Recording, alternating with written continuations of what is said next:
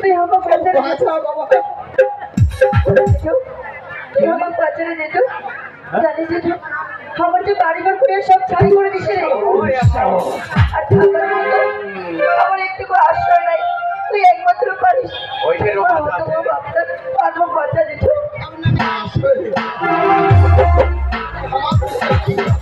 নিজে মরণ পথ চলে গেছে, তাও তোর বাড়ি ঘর জ্বালায় শেষ। ছি ছি ছি ছি ছি ছি। এই অত্যাচারের প্রতিশোধ তো পাষাণ।